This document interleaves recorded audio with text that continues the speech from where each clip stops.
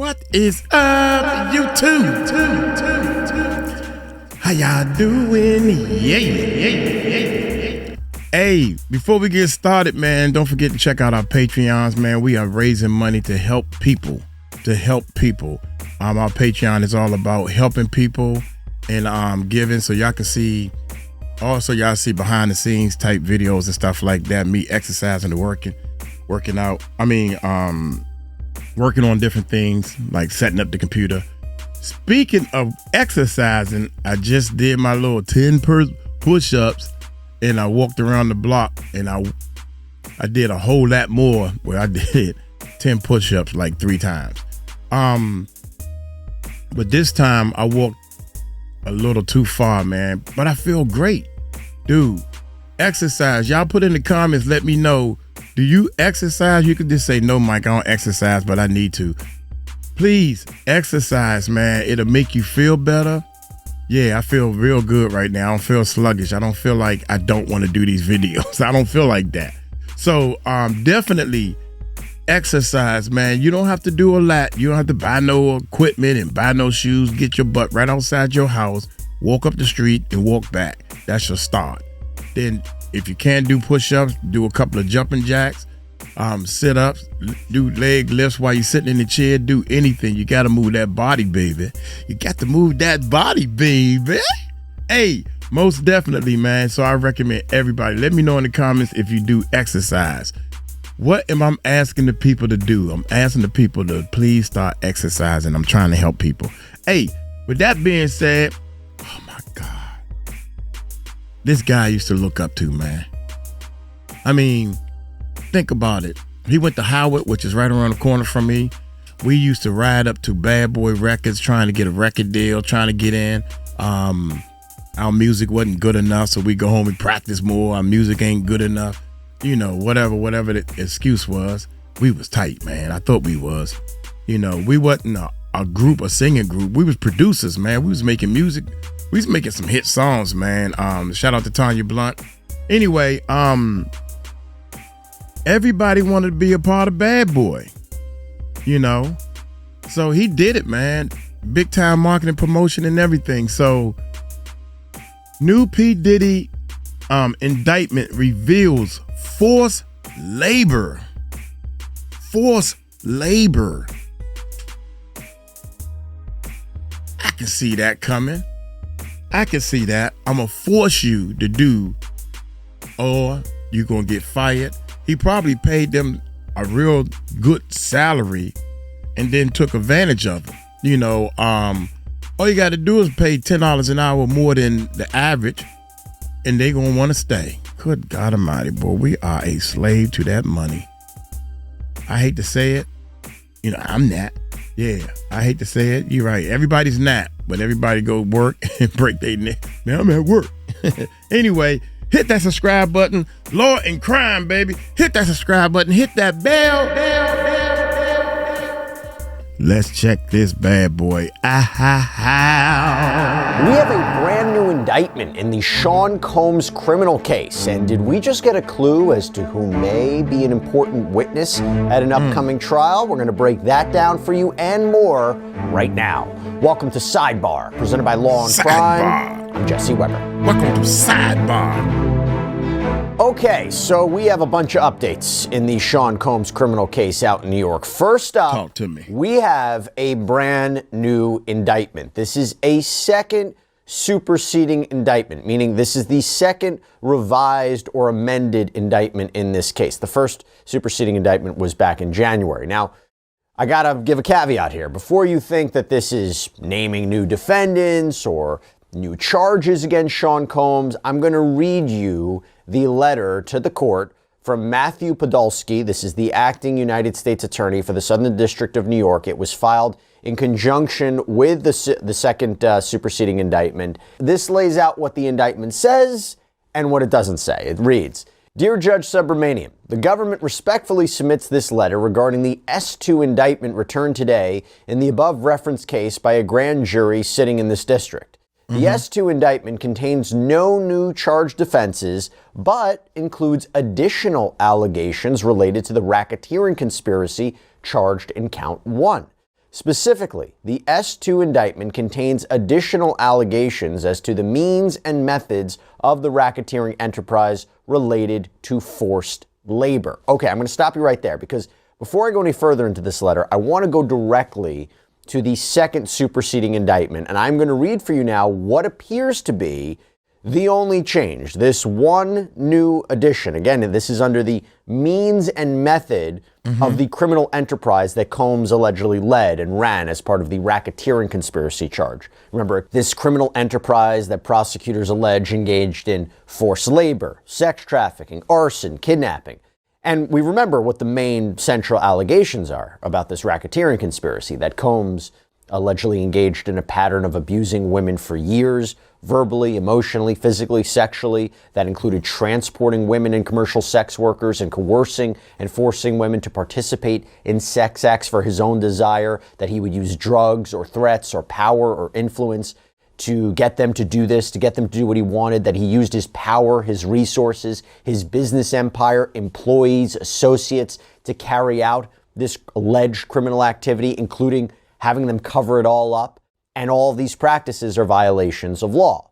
So this is what the new paragraph in the second superseding indictment reads. Quote, Combs, along with members and associates of the enterprise, also maintained control over certain employees of the Combs business, whom he forced to work long hours with little sleep through use of, among other things, physical force, psychological harm, financial harm, and reputational harm and or threats of the same. In doing so, Combs, assisted by members and associates of the enterprise, caused these employees to believe they would be harmed, including by losing their jobs if they did not comply with his demands. With respect to one employee, Combs used physical force, psychological harm, financial harm, and reputational harm and or threats of the same to cause the employee to engage in sex acts with Combs. All right, I want to thank our sponsor, Odoo, who's been... That's crazy, man. These employees are, or who that specific is free for the first year when you use our link, odoo.com/sidebarweb. It's a commercial. I can take a bite, who right? these employees are or who that specific employee may be. If you asked me maybe a couple weeks ago, I thought I could have made an argument if this came out then. Maybe it could have been Rodney Little Rod Jones, Combs' former producer who filed his own sexual assault lawsuit against Combs, maybe was cooperating with the government, but what happened? We know in a recent filing from Combs' defense attorneys, they seem to suggest that Jones is not a key witness for the prosecution anymore. In a recently filed motion, Combs' lawyers wrote, some of the most salacious allegations recounted in the warrant applications came from producer one, so we're surmising maybe that was Jones, who the government now says it will not even call to testify at trial. Wow. The investigator indicated he had interviewed producer one, and producer one had relayed stories about his time working for Combs. And the exact details of what producer one told the investigators is redacted, but the defense went on to say, these accusations were never credible, they were uncorroborated. And the filing continues. The government has advised us it will not call producer one as a witness at Combs' trial. Presumably that is because his stories are fantastical and he lacks any credibility. Okay, so assuming this is not, in the superseding indictment, the second superseding indictment, assuming this is not Rodney Jones, and assuming the defense is accurate about that, you put that to the side, who else could this be? Who else could they call? Who was an employee or employees of Sean Combs' empire that might be, described here? The makeup artist. I gotta say, look, I have a potential idea. I have no way to confirm this, but a potential idea when I heard about sleep or lack of sleep, I was reminded of one specific lawsuit, a lawsuit filed by Dawn Richard, the former member of the musical group Danity Kane. She accused Combs in a lawsuit that was filed last year of sexual assault and being a witness to Combs allegedly abusing his ex-girlfriend, Cassandra Ventura, who we believe is an alleged victim, possibly victim number one in the indictment, who we believe is going to testify at this criminal trial. And remember, she was the person who initially filed a lawsuit back in 2023 against Combs that arguably started this whole legal mess for him. And don't forget about the makeup artist that was doing Cassidy makeup, covering up the bruises. Makeup artist.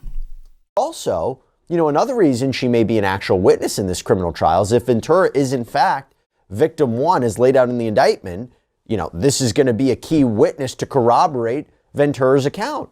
But Dawn Richard claims in her lawsuit, going back to the idea of sleep, that Combs deprived her of food and sleep. Well, let's go back to what she said in her complaint that was filed in September of 2024. I remember that. It reads, quote, "Throughout the productions of Making the Band 3 and 4, Mr. Combs deprived Miss Richard and her Danity Kane bandmates of basic needs such as adequate food and sleep.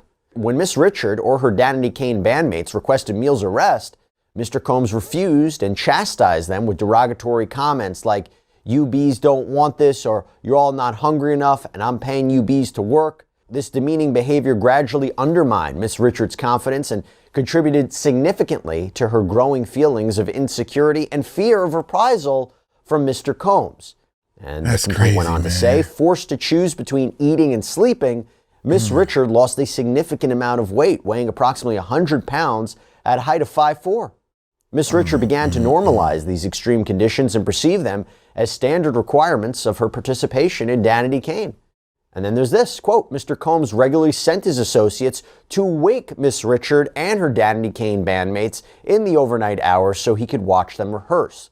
The regularity of these disturbances led Miss Richard to adapt by sleeping in a sitting position, fully dressed and with makeup on, heightening her anxiety. Over time, this abnormal sleeping arrangement came to feel routine, further normalizing Mr. Combs' invasive demands." So, is it possible that this is all in reference to Dawn Richard? Possible. Maybe. Although I will tell you, she didn't, in her lawsuit, necessarily allege that she engaged in sex acts per se with Sean Combs. She said that he assaulted her. Although I will tell you, she did indicate in her lawsuit that Combs' assistant, so an employee, engaged in group sex with Combs and other men. But why add this specific paragraph in a superseding indictment, right? Well, maybe supporting her potential testimony as a key witness in the case, or whoever will testify. And what you are seeing, though, is how much prosecutors may be relying on forced labor to support their underlying racketeering charge. Remember, this is the main charge of this case. It's a charge that carries potentially up to life in prison. So they really, really want to get Sean Combs on this. And in order to get to racketeering conspiracy, count one, prosecutors need to show underlying crimes to get to that charge, need to show the criminal enterprise. What were the illicit activities this alleged criminal enterprise were involved in? And forced labor may be a more straightforward way to get there. And to give you an idea about what we're talking about with forced labor, this is how it's defined under the United States Code. Whoever knowingly provides or obtains the labor or services of a person by any one of or by any combination of the following means, by means of force, threats of force, physical restraint, or threats of physical restraint to that person or another person, by means of serious harm or threats of serious harm to that person or another person, by means of the abuse or threat and abuse of law or legal process, or by means of any scheme, plan, or pattern intended to cause the person to believe that if the person did not perform such labor or services, that person or another person would suffer serious harm or physical restraint. Now, going back to Podolsky's letter to Judge 𝗟𝗡𝗡𝗞𝗦 that was filed in connection or in conjunction with this superseding indictment, it goes on to say, quote, "The government expects to provide defense counsel with a supplemental enterprise letter related to these allegations by March 10th, 2025. Now, we've talked about this before. An enterprise letter is something we believe has already been filed, in this case under seal, meaning we can't see it, but the defense has. And it's usually filed by the government in RICO, racketeering cases, that more specifically lays out the exact allegations in the racketeering or criminal enterprise charge, what evidence the government seeks to introduce to prove that, the specific underlying acts or events that make up that racketeering charge, probably filed under seal here to ensure that details about the alleged crimes, the potential alleged victims and witnesses identified are all not revealed before trial, because obviously that could negatively affect the case in some way. And now the United States Attorney's Office seems to have indicated they will provide a new, additional, supplemental enterprise letter that will lay out this more specifically for the defense about this forced labor allegation. But again, we will probably not see it. And I'll tell you what, I want you to keep that in mind, because we have something more to talk about with this, something in relation to what the judge just did. But before we get into that, I want to finish up this letter from AUSA Podolsky. It says, quote, "The government has already produced Rule 16 discovery associated with the S2 indictment and does not expect the S2 indictment to affect existing pretrial deadlines. The government respectfully requests that the defendant be arraigned on the S2 indictment at the conference scheduled for March 14th, 2025. So Rule 16 of criminal procedure governs the disclosure responsibilities of prosecutors, including, if requested by the defense, the government has to produce documents and items that are material to preparing a defense that are in the possession, custody, or control of the government. And they indicated they don't believe this is going to affect pretrial deadlines or seemingly the trial date of May 5th, 2025. Wow. Maybe because, this additional evidence, this additional discovery, not going to affect the defense's ability to prepare adequately for trial. But they request that Combs be arraigned in court on March 14th, when seemingly there was already another conference scheduled, and that's where he'll be advised of his rights, the charges, most likely will enter a plea. Nothing major here, more pro forma. But Mark Agnifilo, who is an attorney for Sean Combs, denied these allegations in a statement to Variety and remarked that, quote, "Many former employees are basically willing to stand up for Sean Combs." He said, quote, "Combs looks forward to his day in court when it will become clear that he has never forced anyone to engage in sexual acts against their will. Many former employees stand by his side, prepared to attest to the dedication, hard work, and inspiration they experience while helping build groundbreaking, award-winning businesses." So maybe kind of gives us an idea of who he will call as potential witnesses for the defense. Oh, my goodness. And look, this is all interesting because it ties into what, honestly speaking, we were planning on talking about, what our episode was going to be about today before all the news broke of this superseding indictment. So let me just lay out what happened as well. I mentioned there's multiple issues going on in the Sean Combs criminal case. So now we have the resolution of an issue that has been months in the making. Judge 𝗟𝗡𝗡𝗞𝗦 just issued a ruling on whether or not Sean Combs can know the identities of anonymous victims and witnesses in this case. Now, before we even get into what the judge's order is, let's first understand the arguments and the history that led up to this. So now we got to go all the way back to October, when Combs' attorneys filed a letter requesting the court, pursuant to the Federal Rules of Criminal Procedure, to order the prosecution to identify the alleged victims in this case. The John and they Does argue and the Jane they Does. have to know who these people are in order to properly prepare for trial. And that's what true. they asked that's for fair. specifically was a bill of particulars. That is a written statement outlining more details about a charge or charges that a defendant is facing. We see this come up a lot in terms of a criminal defendant's rights under the Sixth Amendment, namely, quote, to be informed of the nature and cause of the accusation.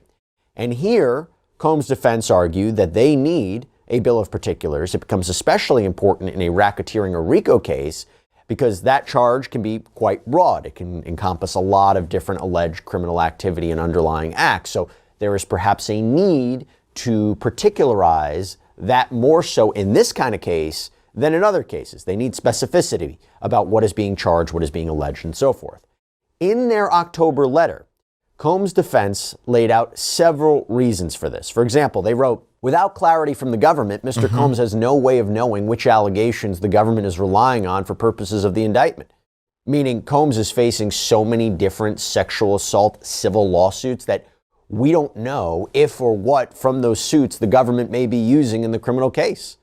Also, they argued, given the anticipated amount of discovery and the expected time required for its production, Mr. Combs will be unable to adduce the identities of the purported victims from the discovery without the assistance of the government. Mr. Combs also anticipates that the discovery will contain voluminous evidence of consensual sexual activity, making it all the more difficult for Mr. Combs to ascertain which of his prior sexual partners now claim, years later, that they felt coerced. Even if it were possible to ascertain the victim's identity from the discovery, and especially given the volume of anticipated discovery, it's unfair to require Mr. Combs to spend significant time trying to unearth the alleged victims' identities. Now, first they argued, quote, "Courts routinely reject requests for victim identities in cases involving crimes of violence and racketeering, especially when the government demonstrates a risk to witness safety, the potential for witness intimidation or subornation of perjury." And here, The prosecution argued there is, quote, serious, well-supported allegations of prior attempts to obstruct and tamper with witnesses. And in fact, they cited the ruling of a prior judge who denied Combs bail, having, quote, found by clear and convincing evidence at the conclusion of the second hearing, the defendant, meaning Sean Combs, is a danger regarding obstruction of justice and witness tampering, and is a danger to the safety of others in the community more generally. And we all recall that prosecutors have alleged that Combs tried to improperly contact witnesses while in federal lockup in the Metropolitan Detention Center, the MDC, where he's actually been housed since his arrest and indictment in September of last year. And as reported by outlets like NBC, there was also the allegation that he tried to influence the account of a potential witness in the civil case of, again, Dawn Richard, someone who may be a key witness in this criminal case. So the government is basically saying he can't know the identities of the victims. And the government wrote in its October opposition, due to the defendant's history, the government has serious concerns about victim safety and the possibility of witness tampering if a list of victim names were provided to the defendant. And then the government argued, you don't even need a bill of particulars listing victims' names here, Sean Combs, because you have already been sufficiently apprised of the nature of these charges based on the indictment, the government's submissions and papers, mountains of discovery, including digital material, search warrant affidavits, so forth. And they argue that as a matter of how courts have resolved these bill of particular issues in the past, we should win. And this was what they wrote. When a defendant seeks victim identities through a bill of particulars, courts generally deny disclosure if the government sets forth specific reasons why such a request should be denied. And based on everything that I just mentioned, they clearly believe they did that. And then they presented another interesting argument that granting a bill of particulars would negatively affect their case at trial. Quote, the defendant's request would also have the effect of improperly foreclosing the government from using proof it may develop as the trial approaches. And the reason for that would be because a bill of particulars essentially confines or arguably confines the government's proof to the particulars that are furnished in that document. In other words, the government's presentation of evidence at the trial would be limited to what is laid out in that bill of particulars. And the argument is this can improperly restrict the government's ability to present its case and from using evidence as this investigation continues. Now, that was all back in October. Now we fast forward to what happened just last month, because Combs' team filed another letter now saying they want witnesses' names, not just alleged victims' names, witnesses' names. They wrote, the government has produced over 20 terabytes of information, and it is impossible to do a proper defense investigation as to the allegations in the Enterprise letter in less than 2 months without the names of the individuals, both alleged victims and potential witnesses, who are listed in the Enterprise letter. And so they requested a bill of particulars related to victims' names and anonymous witnesses as laid out in that apparently sealed Enterprise letter. Who are these people? In other words, the defense is saying we need more details about the racketeering charge and what the prosecution plans to do, and they argue we still need to know who these people are. And the prosecution responded. That's interesting, man. I don't know if somebody is accusing you and they saying that you did this, and then they bring a witness saying that they saw you do it. I don't think that's, hey, we need to look that up, y'all. Is that facts that they need to let them know?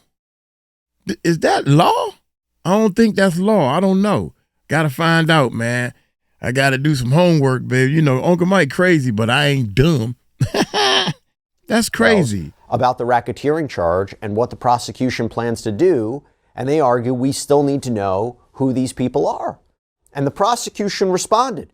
They have continued to object to this, arguing in their filing, quote, premature identification of victims and witnesses carries significant risks in a case like this one, which involves numerous allegations of violence, coercion, obstruction of justice, and witness tampering. Again, they highlighted how the defense has enough already writing, "The defendant has received substantial additional disclosures, including terabytes of Rule 16 discovery," which I mentioned before, "which provide him with more than sufficient information to prepare for trial. The government provided the defendant with a 16-page enterprise letter outlining in detail the racketeering activity and related conduct that the government currently expects to prove at trial in connection with the charged racketeering conspiracy offense. The enterprise letter described these acts in detail, including their approximate dates and the people involved, noting, for example, their titles at the defendant's company or providing other identifying features. In short, these additional disclosures undermine any claim by the defendant that he is not aware of the nature of the charge pending against him or is unable to adequately prepare for trial." And they argue that Combs has provided no adequate basis for this request. His motion should be denied, especially because the government says, hey, look, we're already required to provide this information pursuant to a pretrial disclosure schedule. That's going to happen already. And I want you to keep that in mind. We're going to talk about it in a second. By the way, I also have to call this out. It's interesting, considering we have this new superseding indictment. There was a footnote in their letter from last month that read, quote, "As previously communicated to the defendant, the government will supplement the enterprise letter in the event that additional incidents are identified or if the government obtains additional material information about the conduct described." And again, they just wrote to the court in their newest letter, they plan to do that in light of the superseding indictment, offer a supplemental enterprise letter. So what did the judge decide about all this? Will Sean Combs know the identities of these people? Well, Judge Subramanian's order reads as follows. Combs asked for the identities of the anonymized victims and witnesses identified in the government's RICO enterprise letter, reprising and expanding his October 2024 motion for a bill of particulars for victim names. The government doesn't oppose disclosure of this information. It makes clear that it plans to turn this information over to Combs on March 21st, 2025, the date on the schedule for the government's disclosure of 3500 material under an attorney's eyes only designation. 3500 material, it's basically about statements and reports of government witnesses. Subramanian continues, because this dispute has narrowed to whether disclosure should happen now or in a couple of weeks, the interests that would normally counsel against immediate disclosure have abated. The government has the information, doesn't identify any logistical issues in turning it over earlier, and in fact, plans to do so shortly, minimizing any concerns about witness tampering and the like based on advanced disclosure. On the other hand, Combs emphasizes that there is a tremendous volume of information that has and will be produced, and every day counts for preparation with trial 2 months away. For these reasons, and balancing the parties' interests, the court grants the motion and orders the government to provide the requested information under an attorney's eyes only designation, meaning Combs' attorneys can see it, but possibly Sean Combs himself will not see it, on or before March 10th, 2025, 3 days from now. And then it says, the clerk of court is respectfully requested to terminate docket 36. This was Combs' original October letter. So Combs' team is going to know who these important people are in this case. Will that include Dawn Richard? We do not know. But just a very interesting development happening in the criminal saga of Sean Diddy Combs. That's all we have for you right now here on Sidebar. Everybody, thank you so much for joining us. And as always, please subscribe on YouTube, Apple Podcasts, Spotify, wherever you get your podcasts. I'm Jesse Weber. I'll speak to you next time. Man, I don't know if you can ask, is it necessary for a witness? Because he just going to say, yeah, I seen him do it. Or I was there at the time they did it. Why they need to know who the witness is? I don't understand that. If it's law and they got to know who the witness, like if something happened to me and I know 5 people that saw it happen, why do the defendant need to know? I don't understand that part. And also, I'm letting y'all know now, the makeup artist. She did an interview, the makeup artist. The makeup artist is going to be called to the stand, and she is going to testify in some type of way. I don't know if it's going to be for Diddy or against Diddy. I'm not here to decide that. But the makeup artist, and it might be more than one makeup artist, got to know what's going on. Look here, I'm going to get on up out of here, man. Y'all take it light, take it slow. Y'all tell them Uncle Mike told you so. Peace out.